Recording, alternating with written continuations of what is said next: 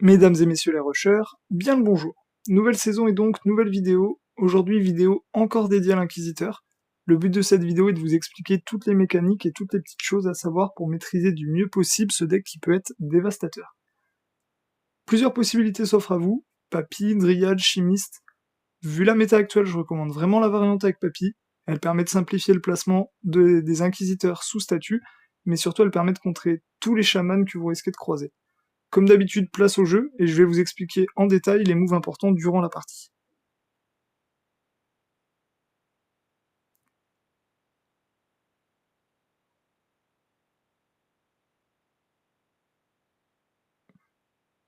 Bon, la vidéo se passe à 1h35 du matin, on risque de tomber sur des gros, ça rush les 7000 rapidement pour les guerres de clan, donc ça risque d'être des combats intéressants.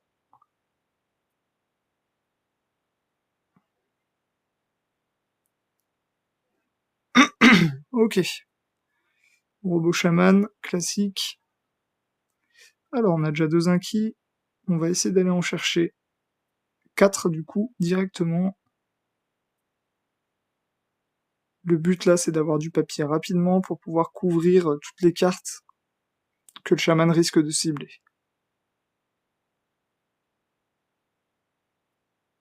Donc s'il envoie, on n'hésite pas à fusionner, vu qu'on a que des T1, ça nous évite de perdre des cartes. Ok, on touche le 3ème inquis.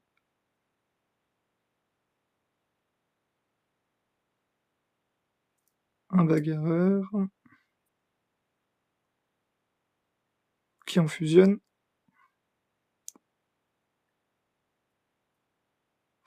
Il y a une petite latence, ça va être compliqué.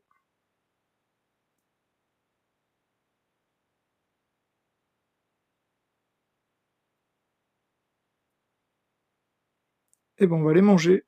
Et ce qui serait bien, ce serait de passer le papy directement en T2. Bon, il est T2, mais on a aussi hop l'inquis T3, donc on pourra pas le protéger. C'est pas un drame en soi.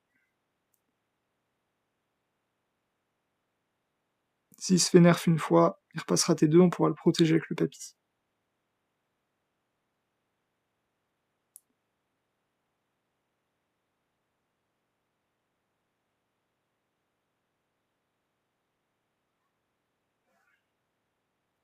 Ok, il a passé ses robots 5, il va dépush facilement. Soit il va setup tranquillement, il va continuer up ses robots, soit il va commencer à envoyer des salves de chaman, et là va falloir qu'on soit réactif.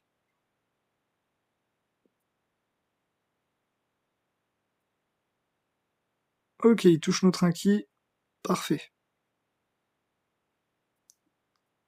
On va pouvoir le protéger avec le papy.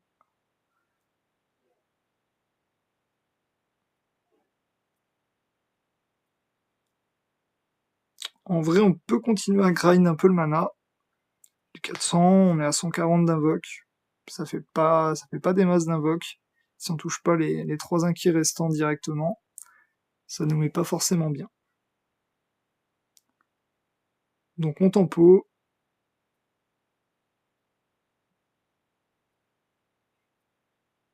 On se laisse manger pour l'instant.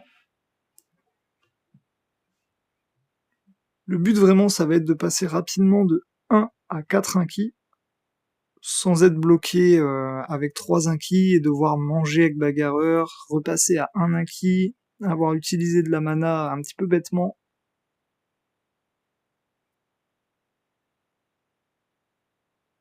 Ok, on a de la mana, c'est parti. Allez, on invoque.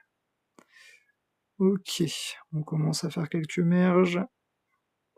3, 4 inquis, c'est parfait, on le protège, et ça passe. On va ramener une statue par ici.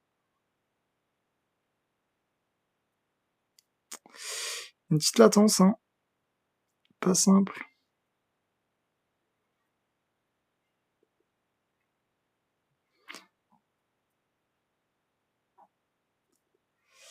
Pas simple à manœuvrer.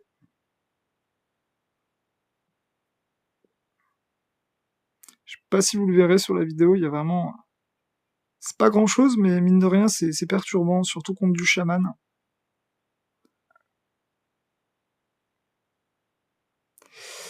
falloir qu'on fasse un choix au niveau des statuts. On va aller manger ça.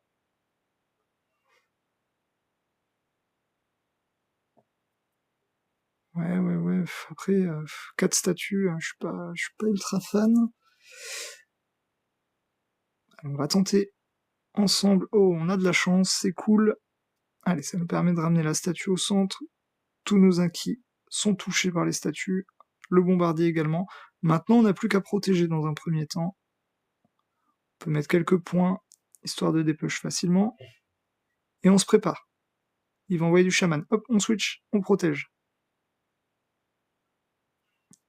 Vraiment, il faut être au taquet, il faut être réactif.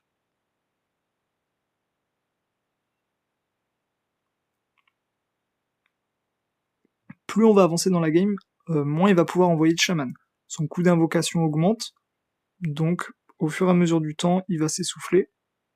Le plus important, c'est d'être vraiment focus sur les 3 premières vagues où on va subir un petit peu, dans le sens où il risque d'envoyer pas mal de chamans, mais une fois que c'est passé, on va gentiment setup le board avec le bagarreur. Nos inquis vont monter en tiers, vont faire plus de dégâts. Un ki supérieur au robot, on va gagner.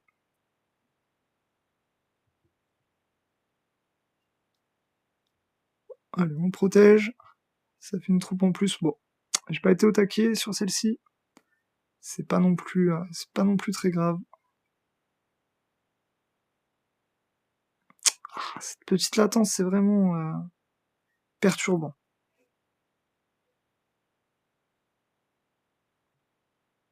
Ouais, si jamais j'y suis pas direct, c'est compliqué. Bon, il a pris un sale switch bedlam. Je me laisse.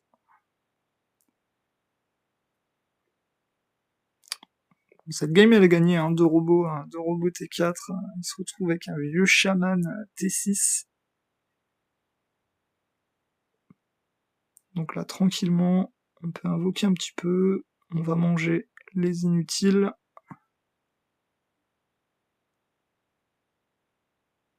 Et là, tranquillement, voilà, on va augmenter notre board au fur et à mesure. Bon, papy T3, c'est pas ce qu'on voulait forcément, mais là, c'est gagné. Hein. Il ne met pas beaucoup de pression. Allez, on protège. Oh, j'aurais pu protéger. Pas assez rapide. Comme je vous disais, hein, ça nécessite vraiment d'être au taquet, de jouer dans une méta aussi cancer que le chaman. Bon, voilà un petit peu la mécanique de jeu avec le papy concernant l'inquisiteur et le bagarreur. Il y a d'autres mécaniques à savoir, notamment pour passer un bagarreur T2. Quand on n'a pas la dryade, faut vraiment être au taquet. Je m'explique. Vous allez manger vos T1 au fur et à mesure avec votre bagarreur T1.